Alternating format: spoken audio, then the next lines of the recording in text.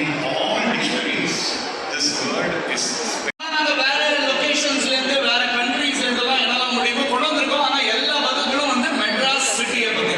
Okay, rules என்னன்னு பார்ப்போம். இந்த குவிஸுக்கு நெகட்டிவ் மார்க்கிங் எதுவுமே கிடையாது குவிஸ்ல. அதனால எந்த ஆன்சரையும் நீங்க பிளாங்கா விடவே கூடாது. முதல் கேள்வி, உங்களுக்கு ஒரு வீடியோ காமிக்க போறோம். இந்த பாடல் எங்கே படமாக்கப்பட்டது? Where in Chennai was this song shot?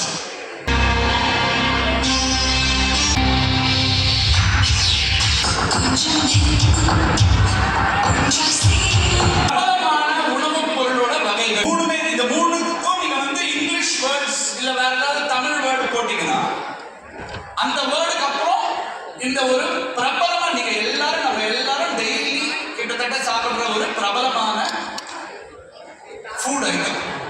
Which popular brand from Chennai is in a legal case with the Hong Kong and Shanghai Banking Corporation over official use of the acronym HSBC. HSBC என்ற சுருக்கத்தை அதிகாரப்பூர்வமாக பயன்படுத்துவதற்காக பல நாடுகளில் இருக்கு இந்த brand. ஆக்சுவலா நீங்க போனீங்க அமெரிக்கால, மலேசியால, சிங்கப்பூர்ல, டெல்லியில இருக்கு, எல்லா இடத்துலயும் இருக்கு. HSB நீங்க C கூட HSB நீங்க கடலில் இருந்து இல்ல ஃப்ரம் த சி என்று பொருள்படும் லாட்டின் இல்ல ஒரு இட்டாலியன் வார்த்தை. மெட்ராஸ்ல இருக்கிற நம்ம எல்லாருக்குமே நல்லா தெரியும். இது என்ன வார்த்தை?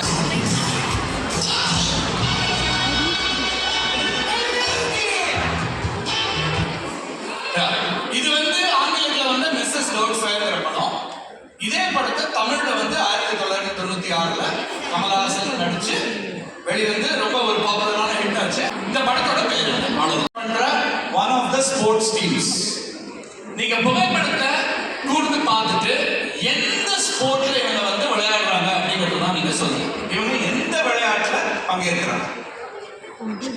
சென்னை ஸ்லாம்.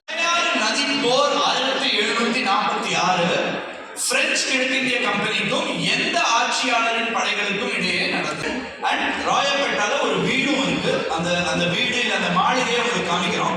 இதுதான் ராயப்பேட்டால இருக்கிற அவரோட மாளிகை. இந்த மாளிகையில வசிப்பவர் யார்? ரைட். இப்ப நீங்க பார்க்க போறது சில இலைகள், ஒரு பிளான்டோட சில இலைகள். இந்த இலைகளை அடிப்படையாக கொண்டு சென்னையில் எந்த கட்டமைப்பின் வடிவமைக்கப்பட்டுள்ளது? அதாவது இது சென்னையில ரொம்ப முக்கியமான இடம். கன்ஸ்ட்ரக்ஷன் இது அப்படின்னு சொல்லலாம். இது கண்டிப்பா பாப்பீங்க ஏர்போர்ட் கிட்ட போகும்போது. ரொம்ப சுலபமான கேள்வி. ஐடி ஃபுட்ஸ் அப்படிங்கிறது ஒரு பிரபலமான கம்பெனி. அவங்க பெங்களூர்ல இருந்து ஆரம்பிச்சு இப்போ இந்தியா ஃபுல்லா இருக்காங்க. அவங்க வந்து ஐடி ஏன் பேர் வச்சிருக்காங்கன்னா அவங்க இட்லி தோசை மாவு பண்ண ஆரம்பிச்சாங்க. இட்லி மாவு தோசை மாவு ரெடிமேடா பாக்கெட்ல போட்டு விற்க ஆரம்பிச்சாங்க. அதனால ஐடி ஃபுட்ஸ்னு பேர் வச்சிருக்காங்க. ஆனா அவங்க அதுல இருந்து ஆரம்பிச்சு பல ப்ராடக்ட்ஸ்க்கு வந்துட்டாங்க. இப்போ இது எந்த ப்ராடக்ட்? இவரின் பெயரில் சென்னையில் எந்த பகுதிக்கு பெயர் வைக்கப்பட்டுள்ளது? சென்னையில மவுண்ட் ரோட்ல எந்த பில்டிங்கோட எந்த கட்டிடத்தோட டிசைன் இதுல இருந்து நமக்கு கிடைச்சிருக்கு? இது நீங்க இந்த சென்டர்ல பார்த்தது இதுதான் வந்து யுனைடெட் நேஷன்ஸ் ஹெட் குவார்ட்டர்ஸ், ஐநாவின் தலைமையகம். பாகிஸ்தானில் உள்ள முல்தான் நகரில் உள்ள இந்த கட்டிடம் 1880 மற்றும் 84க்கு இடையில் இந்தியாவில் வைஸ்ராய் மற்றும் கவர்னர் ஜெனரலாக பணியாற்றிய ஒருவரின் நினைவாக பெயரிடப்பட்டது. அவர் பெயர்ல சென்னையில ஒரு ரொம்ப பிரபலமான கட்டடம் இருக்கு.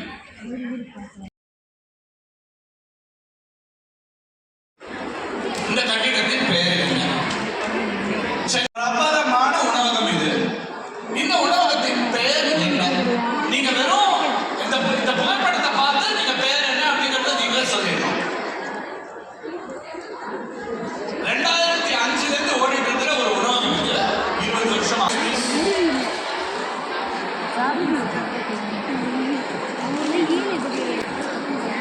ஓகே, 17வது கேள்வி. கேள்வி.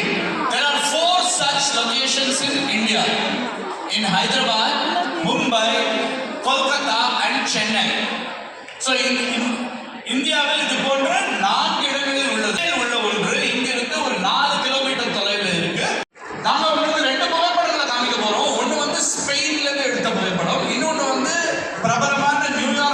டைம்ஸ் ஸ்கொயர்ல இருந்து எடுத்த புகைப்படம். இது ரெண்டுத்தையும் ஒரு பேசிஸா வச்சுட்டு சென்னையில் இருக்கிற ஒரு ரொம்ப பாப்புலர் ஷாப்பிங் லொகேஷன், ஒரு பிரபலமான சென்னையில் உள்ள ஒரு ஷாப்பிங் இடத்தை வந்து எல்லாத்தையுமே வந்து ஒரு மாதிரி மாற்றி அமைச்சிருக்காங்க, வடிவமைப்பு பண்ணியிருக்காங்க. சென்னையில் இருக்கிற எந்த ஷாப்பிங் ஏரியா, அதாவது ஷாப்பிங் பண்ணணும் அப்படின்னா சென்னையில் எல்லாரும் இங்கே தான் போவாங்க. நீங்க பாத்தீங்கன்னா முதல் புகைப்படம் இது வந்து ஸ்பெயின் இருக்கிற ஒரு ரொம்ப பிரபலமான ஒரு ஷாப்பிங் ஏரியாவை வந்து ரெண்டு வார்த்தை இருக்கு, நடுவில் இருக்கிற ஒரு பெயர் கேட்டு அவர் தான் இவங்களோட கோச். எந்த விளையாட்டு அப்படிங்கிறது எல்லாருக்குமே தெரியும் நினைக்கிறேன், செஸ் அப்படிங்கிறது எல்லாருக்குமே தெரியும். அவர் ஒரு பிரபலமான கோச். அவருக்கு வந்து போன வருஷம் துரோணாச்சாரியா விருது, அதாவது கோச்சஸ்க்கு இந்தியாவில் கிடைக்கக்கூடிய மிகப்பெரிய விருது துரோணாச்சாரியா விருது அவருக்கு கிடைச்சது. பயன்படுத்துகிறது. அதன் ஸ்தாபனத்திற்கு பின்னால் இருந்த முக்கிய நபர்களில் ஹெலனா பிளவாட்ஸ்கி என்பவரும் ஒருவர். இதுதான் logo. There is no religion higher than truth அப்படின்னு சொல்லிட்டு வருஷம் வந்த ஒரு திரைப்படத்துல இருந்து ஒரு கிளிப் காமிக்க போறோம். நடிகர் யார்? காலநிலை அறிவியலில் ஆர்வம் கொண்ட பிரதீப் ஜான் என்பவரை நாம் எப்படி நன்கு அறிவோம்? How do we popularly or better know person called Pradeep John, a man known for his interest in climate science. இதுதான் அவரோட புகைப்படம். இவர் வந்து ட்விட்டர் மற்றும் அந்த மாதிரி வந்து சோசியல் மீடியா மையத்தளங்கள்ல ரொம்ப பேர் போனவர். அவர் என்ன சொல்றாருங்கிறது நிறைய பேர் வந்து ரெகுலரா வந்து ஃபாலோ பண்ணிட்டே இருப்பாங்க. ஏன்னா அவர் வந்து முக்கியமான விஷயங்களை நமக்கு சொல்லுவாரு. அவர் வந்து எந்த ஒரு பெயர்ல வந்து பாப்புலர் ஆனார்? பிரதீப் ஜான்ங்கிற பேர்ல அவர் நமக்கு தெரியாது, வேற ஒரு பேர்ல தான் அவர் வந்து ட்விட்டர்ல ஃபேஸ்புக்ல எல்லாத்தையும் வந்து ரொம்ப பாப்புலரா இருக்காரு. என்ன பேர்? சரி, ஸோ இது 4 letters இல்ல 4 words?